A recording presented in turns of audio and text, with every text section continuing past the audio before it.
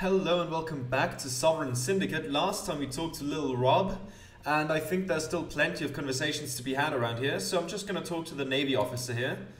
After all, we're supposed to talk to the people about the courtesan killer, so maybe this one has something to say about that as well. Oi there, don't sway away from me too soon. Name's Glenn Forrester, Lieutenant in the Royal Navy. Let's humor him, no need to critique his uniform. A Navy man? Well, I'm Clara Reed. It's a pleasure to be acquainted. That's right. Well, I'm retired to be precise, but the active service took me all over the Mediterranean. If you ever want a sea tale, I'm your man. Sure, let's listen to a tale about the sea. I'll take a sea tale. Let's hear it then. This encounter took place upon Thrinacia, a rocky little island, barely worthy of a name, to the southwest of Sicily. I was the officer in charge of a team of 7, sent ashore to replenish our fresh water. The land is quite barren there. They must have been hard-pressed. When at last we found a stream high in the hills, we were ambushed by Cyclops. But this was more like the great monster who terrorized Odysseus than our London Cyclops tradesmen and scientists and what have you. I've heard tell of them before, Cyclops in remote areas ranging far above the city-dwelling folk. This creature was wild, animalistic, and a meter taller than any man or woman that I had seen before of their ilk. He jumped down from a high ledge, focused on us rather than on our stack of water casks, upon which he broke a leg. He was little trouble to vanquish then. Okay, so he just jumped down towards them and broke his leg. Okay, sure, why not? Saints above, I had feared some kind of disaster. At least you didn't lose any men. What troubles me about the ambush on Thrinacia is that from then on I've been consumed with anti-Cyclops prejudice. Bigotry runs rampant throughout London and the world for that matter. At least he admits it. Logically, I know it is wrong to judge an entire species based on one harrowing event, so I strive to be conscious of these emotions, the better to counter them. I know how that feels. People often think less of me because I'm a woman. Prejudice can often get the better of us. For example, everyone takes me for a dolly, someone who needs a male escort to defend herself. Just gonna go with the simpler option, the first one. As a dark-skinned man in the Navy, I faced this sort of travail. It was the work of many long years to achieve the rank of lieutenant. Times in which I gave everything I had to my country. Poor fellow, his wooden leg is testament to that. My point is, there are great odds stacked against certain people, and one must be vigilant as one rises up, not to become caught up in the tipping of the scales against the meek. I was expecting a sea tale, and I got so much more. Thank you for the enlightening story, Glenn. I admire your resolve, Mr. Forrester. It's a firm reminder that there's always a better way of looking at the world. I'll go with the second one. Happy as ever to share my side of things. And here's my way of saying thanks for lending me an ear. He passes me a bottle of brown liquor. A little something I picked up on one of my seafaring adventures. Jonathan Silver gin added to inventory. Why thank you, Glenn. You shouldn't have. No trouble at all. Let's ask him something else. I'm curious about something, Mr. Forrester. Now that you're retired, what do you fill the hours with? Well, I must admit the pension isn't much to write home about, so I work a couple of side jobs. And what might those be? Sure, as sight, I know about running ragged to make ends meet. Care to expand? Let's go with the second one.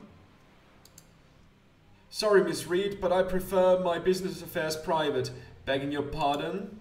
Best not to press him. He's already grown nervous. Understood, Mr. Forrester. Sea tails it is. Not to worry, Glenn. I'm not a nosy Nelly. Not to worry. Appreciate it, Miss Reed. Take care of yourself. Okay. That is to Soris Square, and I noticed that the map is open now. Okay, so we are in the docks. And we can traverse this place. Okay, and there's places of note that show up as well if we hover over it. That's good to know. But I think we still have some stuff to talk about and people to talk with at the docks. And yeah, let's keep moving along here. Can I please walk? There we go. Is there...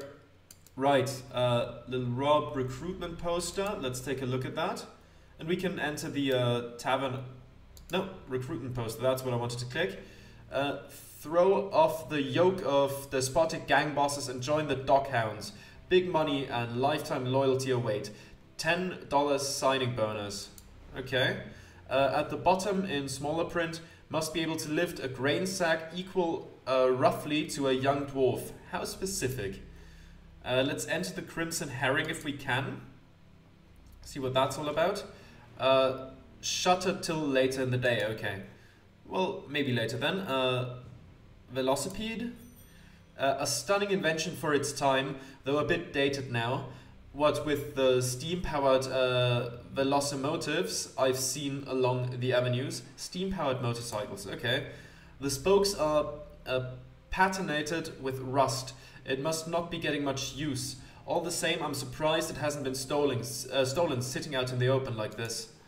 Okay, anything else? We've talked to the dog. The dog wants a different kind of food. The fish just isn't doing it for him. And I think...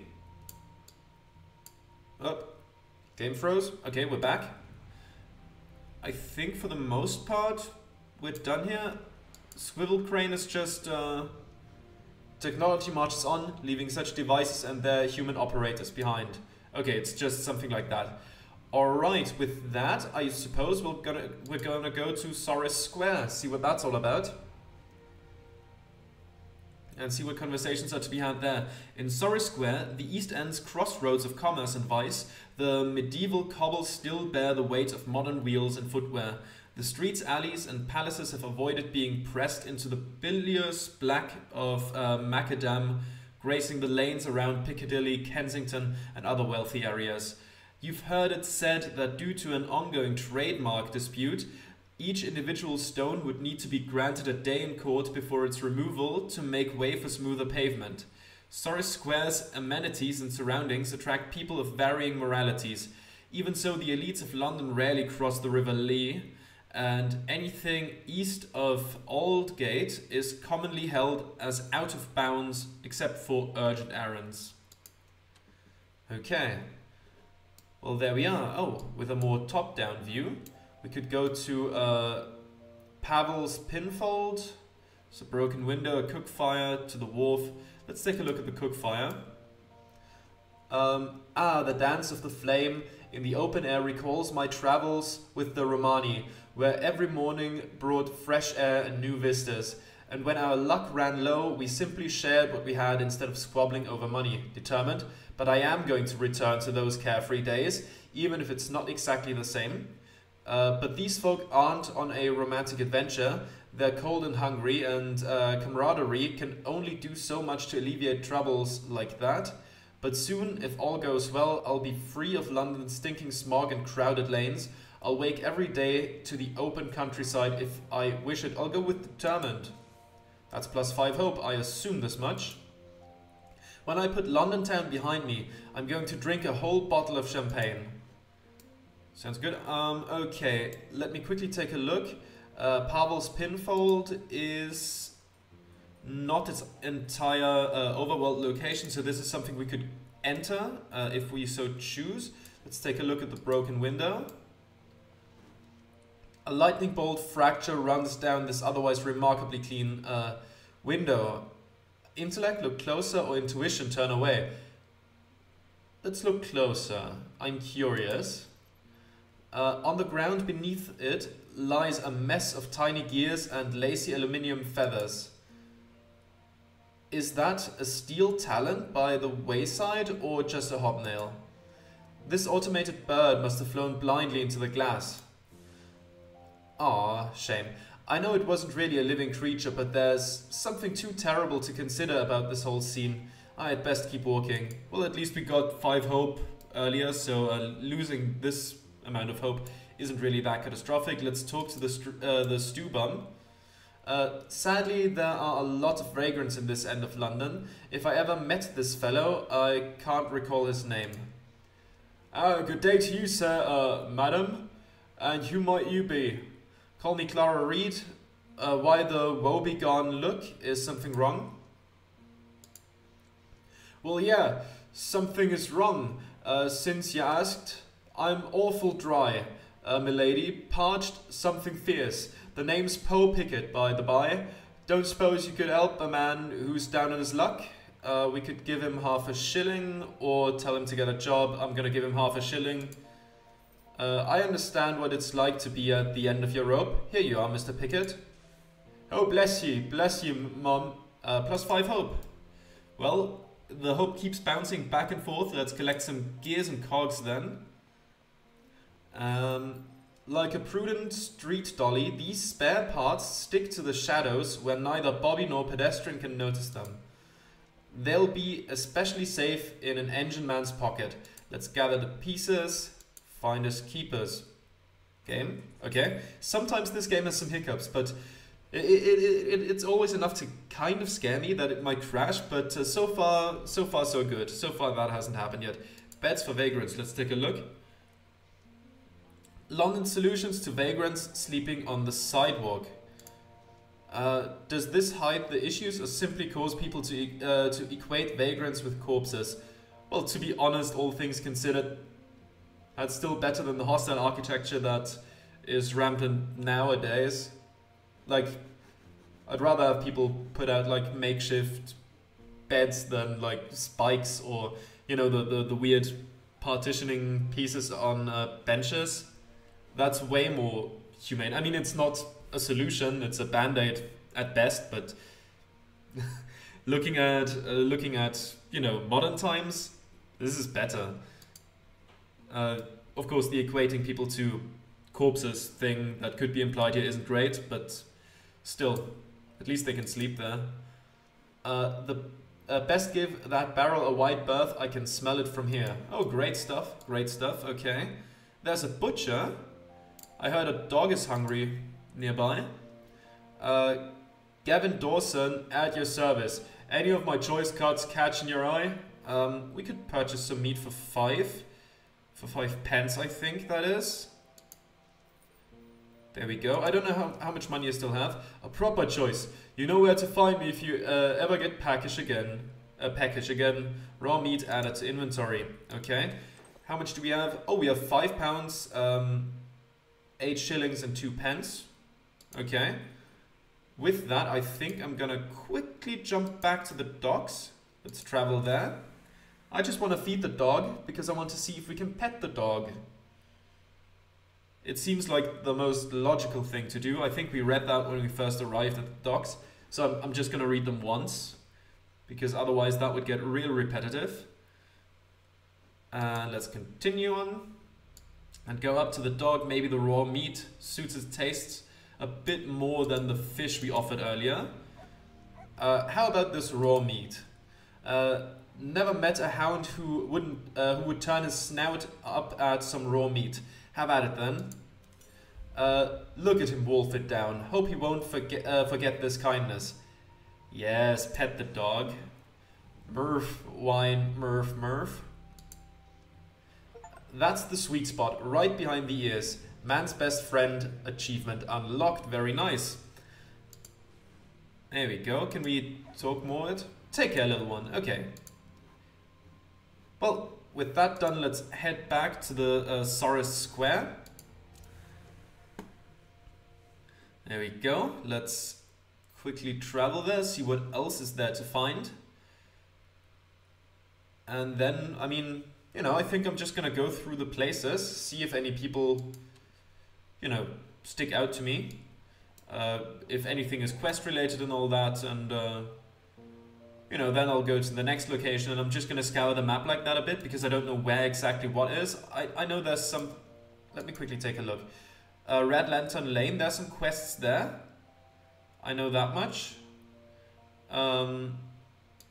But yeah, we can just, you know, take a look at the whole map that we have so far. A poster encouraging werewolves to report to the containment zone from the day before the full moon until the day after. The poster might as well say London will be safer if werewolves know their place. We face the grim reality. Full moon, daytime, those people hardly escape prejudice. Yeah, turning a blind eye is not a good idea, even if it gives hope or doesn't cost hope or whatever. There's the costermonger. Let's talk to the costermonger. Fine fruits and vegetables from Gulliver Dawson up for sale. Can I help the lady find something in particular? Let's buy something. It's 5 pence. We can live with that. That's fine. This one's suitably ripe. I'd wager so. Okay, we've got a fruit in our inventory. What do we do with that? Delicious fruit that's been known to restore the spirits and disturb the bowels if overeaten. Okay. I mean, we can eat an apple. There we go. Even crisper than expected. I love apples in autumn. +5 hope. Very nice. There we go. No downsides from eating one apple. There's a black cat. Do you want fish, maybe? Do you want fish? The cat approaches me with caution, unsure what I have to offer. Let's greet the cat. Hey there, little Tom. Have you a name, I wonder?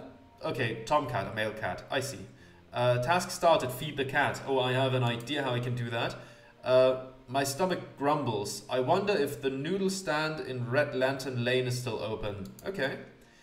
I think I'll call you Bacon. Are you hungry too, Bacon? Let's offer Bacon a fresh fish. Only the best for the finest cat in Sorris Square. Bacon eats the fish unhurriedly, clearly enjoying his meal. Pollock removed from inventory. Task complete. Feed the cat. Let's pet Bacon. Who's a happy cat? Is it you, Bacon? Bacon takes the pollock in his mouth and sets it down behind him, then sits next to his prize and stares at me. Your services are no longer required at this time. Servant, you are dismissed. Ah, yes. Typical prejudices against cats. Nah, I mean, cats kind of can be like that, but, you know, I just remember my cat that I had. My cat was very affectionate all the time, so, this kind of cat that is like feed me and then go away. Didn't have a cat like that. Never had a cat like that. So yeah, having so much produce out in the open is bound to attract thieves. Unending vigilance must be draining on shopkeepers. Okay. There's a storm drain over here. And also a fountain. Let's take a look at the fountain. The message is about as subtle as that giant hammer. Human beings are being replaced by machines to the profit of the ruling class. Okay. And to the detriment of everyone else. Yeah. Automation can be detrimental. Doesn't have to be, but it can be. I suppose that things people drop in the sewers by accident will eventually find their way here. That might even be something of moderate value. Ooh, let's poke around with Grace. We just need a 2. And that's a 13. Bit of a waste, but I'll take it. Why not give it a try? I'm already here after all. Hey there, that's about 2 shillings. Not bad at all. Very nice. This guy on the bench cannot be talked to. Alright, what else is here? This region is a bit larger than the other one, I feel like. This, and looking at the map, this seems like a bit of a main hub, I suppose. This and Cable Street. I mean, there might be new locations being added to the map eventually, but this seems like a pretty important place. So, let's keep going. Ooh, gears and cogs. You love to see it. Can trade those for money. Likely those spare parts got swept to the side so pedestrians don't trip over them. Also likely that whoever did the sweeping didn't know that tinkers pay a handsome sum for those. Let's gather them. Sure, I'll run across someone who's keen on having these. Yes, there's a pipe that's blowing out steam. Better be careful there. One thing I won't miss about London is the constant taste of decay. How much steam is...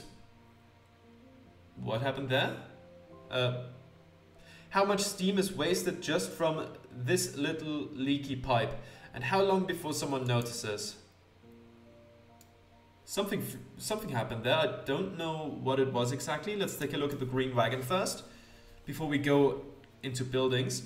To settle down or to live a vagabond's life post-crossing. Let's see how my feelings evolve throughout my transatlantic journey. Okay, and over here... I believe this path will take me to the fashion district. Like, I desperately need to spruce my appearance up. I'd hardly call myself desperate, even if forces are conspiring against me. Besides, it's not just looks that make or break a person, character matters as well. People will assume that I'm looking for revealing clothes, such as the courtesan's burden. Let's be determined and gain some hope. One thing to tell myself that, another to turn words into action. Okay, so we can't actually go there to the fashion district, that's fine. Okay, there's a shop that we can enter eventually. There's a bladed dockhound, that sounds dangerous potentially. A dockhound, always hard to tell if they're on the job or simply loitering. Often it's the same thing. Look at that, a dockhound in the wild. We're sisters of a sort, you know. I'm Clara, I used to run with the bullfrogs. You look capable enough. Molly's got you standing watch, I take it. Let's go with the first one. She gives me a cautious once over before replying. Cagey, this one. Olivia Lynn's the name. Yeah, I heard of the bullfrogs, but they broke up quite a while ago. What you do now? I'm trying to raise enough dosh to get out of London for good. Odd jobs here and there, whatever gets me by. I run my own criminal enterprise now. If you get bored of running Molly's errands, you might consider joining me. Nah, let's not say that. I'm trying to raise enough dosh to get out of London for good. That sounds right appealing to me. Are you still in the business? Okay. 68% chance we need a 5 or better. Let's tell her what we're about. That's an 11, that works for me. Very nice. I am shoplifting, burglary, forgery, any kind of caper, and I'm not afraid to cosh a bloke who gets in my way. Assault, okay. A thick, heavy stick or bar used as a weapon, okay. Well, listen. Why don't you nip over to the wagon and grab yourself some goodies for a treat? I'll keep watch, but then I've got to get back to work. Ken? This wagon? Well, let's take a look at that then. This is quite the bounty of vice. There must be 10,000 cigarettes in this card. Let's see. What do we have in here? Looks like laudanum to me. I have been needing a bit of pain relief, come to think of it. Dr. Nightcap's liquid laudanum, 2 of those added to the inventory. And these appear to be cigarettes, a quick pocket pack, and no one is the wiser. Cigarettes, 10 cigarettes added to the inventory. These would take a month to count anyway. Okay. Let's take a look at the inventory, what those are for again. The label reads, for a good night's sleep, you won't need to remember. Plus 5 blood if we drink that. Okay, so we could get an entire level by just downing 2 bottles of laudanum. Cigarettes, 1 black pile, minus 5 hope. A Tarlay cigarette, tempting. Bit crooked, but that's fine. And the gin raises hope without any downsides. Well, a bottle of gin and 10 cigarettes sounds like an evening, doesn't it? Okay, let's take a look at the obituary. Do I truly want to subject myself to reading such a downer? Just in case we know someone on there. Take a look at the obituary, yeah. It's a short read. Unlikely it'll make it less hard-hitting, however. Golly, another child labor accident. Phoebe and Ethan Hollis suffocated while sweeping chimneys. With their sister, Theodora committing suicide out of grief. Curse you, London. Yeah, that's horrible. Child labor, ugh. Still rampant around these parts, I suppose.